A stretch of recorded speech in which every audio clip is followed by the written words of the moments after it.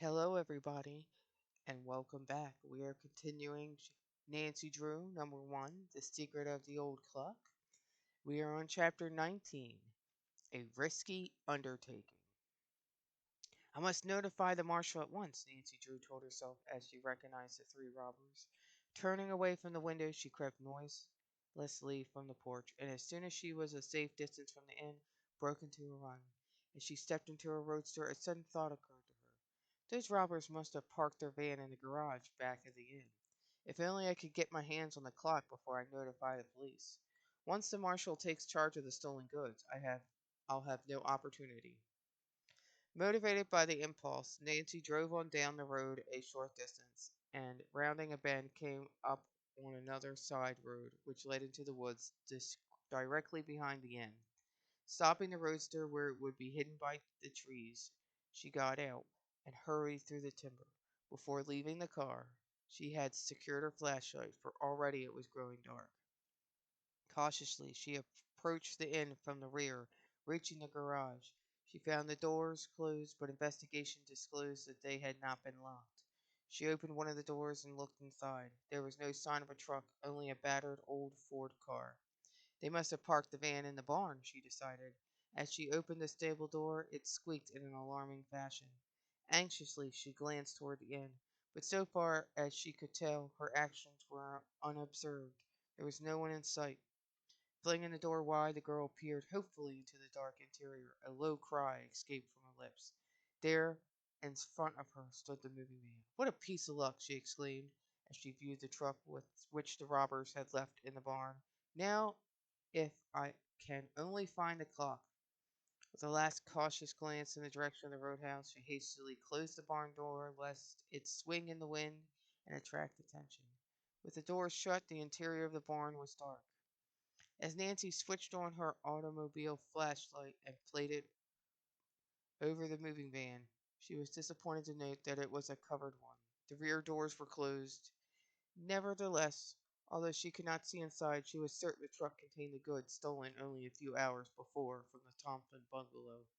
Securing a firm grip on the door handle, she gave it a quick turn. To her surprise, the door did not open. As an explanation of disappointment, Nancy turned her flashlight on it, and for the first time noticed the keyhole. The robbers had locked the van. "Oh, dear. Now what should I do?" she questioned frantically.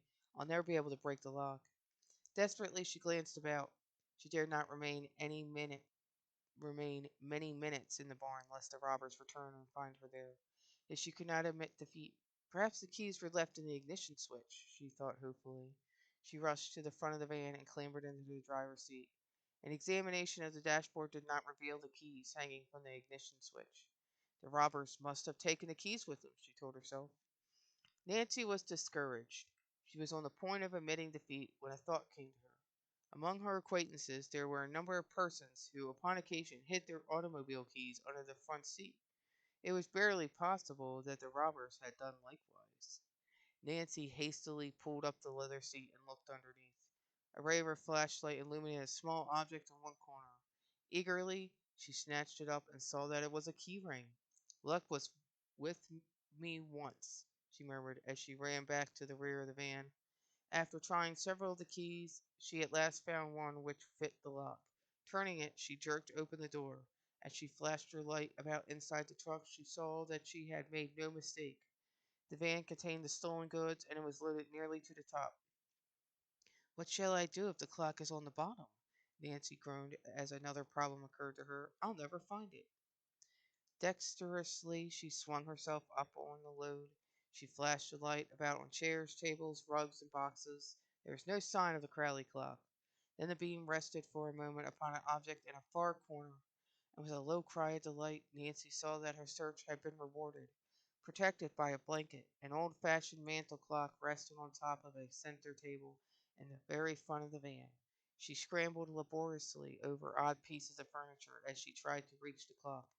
Her dress caught on something sharp and tore, but Nancy did not heed it. She snatched at the blanket and swept the clock toward her.